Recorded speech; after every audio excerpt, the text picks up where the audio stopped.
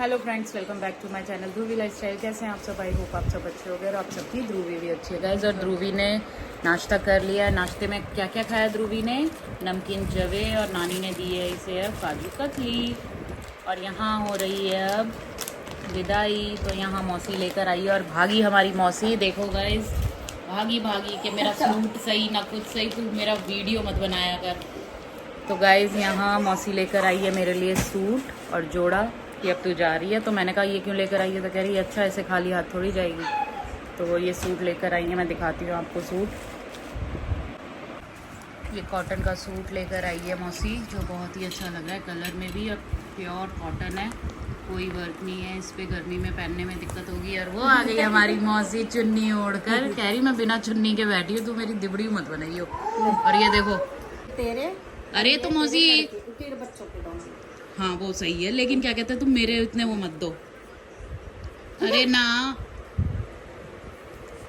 तो कितनी जल्दी पकड़ लिए। कहते नानी थोड़े ही दे देती। थोड़े ही हैं, बोल दो। मैं पकड़ लूँ? कहते तो यही बहुत है हम तीनों के। अरे रहने देती मौसी। गाइस ये देखो 500 की बौछार, और ये तो 1000 रुपए की है। हाँ। अरे तो मौसी ना निकालो, पकड़ो। मैं मेरी कसम है, पकड़ो पकड़ो पकड़ो। मैंने सोची 500 ही है। कितने सारे पैसे खर्च कर दिए ध्रुवी। और गाइस यहाँ मेरी दाल कहाँ गई? गाइस मैं खा रही थी अपनी मूंग मसूर वाली दाल जो मौसी ने बनाई थी। हल्की है, रोटी मेरा मन नहीं कर रहा था खाने का, तो मैं इस दाल को ही खा रही थी। तो मैं अपनी दाल ख़त्म करती हूँ और चलते हैं हम लोग अपने गाज़ियाबाद की तरफ। गाइस मैं हो गई हूँ रेडी, मैंने कैब भी कर दी है, बस वेट कर रहे हैं उसके आने का। 5-7 मिनट और लगेंगे और फिर चलते हैं अपने गाज़ियाबाद। 3 दिन यहाँ कैसे बीत गए पता ही नहीं चला बीमारी में, और खूब अच्छा भी लगा। और जया तो चली गई हमारी, और पता नहीं कब आएगी, शायद दिवाली पर आएगी, लेकिन मैं दिवाली पर नहीं मिल पाऊँगी उससे।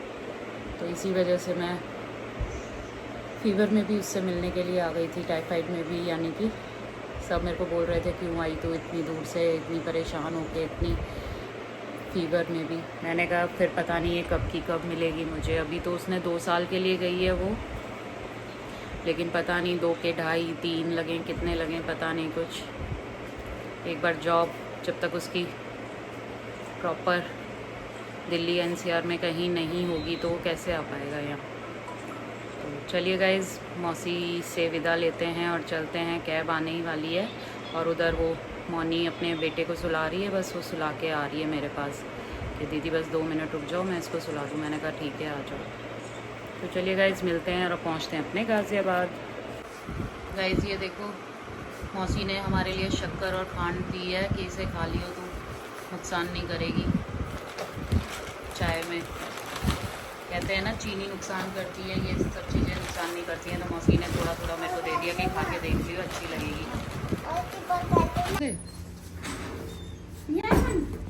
उम्मा कर रही है मौसी तुम्हें।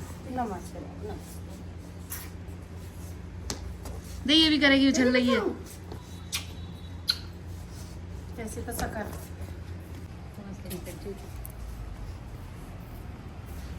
इतने बड़े बेली ना लगा। रोइयो मत, चल कभी रोने लगो। आ जाओ ध्रुवी, आ जाओ। गाइस हम लोग आ गए हैं अपने घर और चेंज कर लिया है क्योंकि अब थोड़ा रेस्ट करेंगे। मुझे अब हल्का हल्का सा फीवर लग रहा है। 3 दिन वहाँ कैसे बीत गए मुझे पता ही नहीं चला। गई तो मैं बस 1 रात के लिए थी, लेकिन 2 रात 3 दिन हो गए मुझे वहाँ। और बैठे बैठे मुझे वहाँ सब ने खाना पीना सब दे दिया, यहाँ तक कि पानी भी मैंने अपने हाथ से नहीं पिया। इतना प्यार किया मौसी ने यार, मौनी जया ने। और जया चली गई 2-3 साल के लिए, अब कब आएगी? शायद दिवाली पर आए, लेकिन मिल नहीं पाऊँगी मैं दिवाली पर उससे।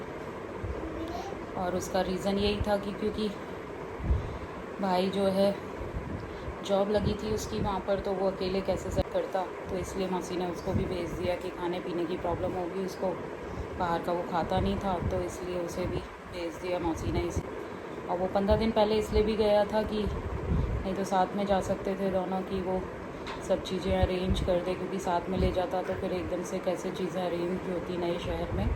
तो उसे पहले इसीलिए भेज दिया कि वो सब अरेंज कर ले वहाँ पर, रूम वगैरह फ्लैट जो भी है उसने लिया है वहाँ पर, फर्नीचर वगैरह सब नया लेना पड़ा उसको, सब चीज़ें A to Z। तो जब वो सब चीज़ें अरेंज हो गई तो फिर तब उसकी टिकट करी और तब हो गई यहाँ से। और गाइज़ आपने पिछले ब्लॉग में देखा ही होगा सास बहू का प्यार, दोनों की दोनों रास्ते भर रोई। और फिर जया के एयरपोर्ट तक पहुंचने पर भी मौसी किस तरह से रो रही थी, जया भी रो रही थी। यही प्यार होना चाहिए गाइस सास और बहू का। ते लाड़ प्यार से रखती थी उसको।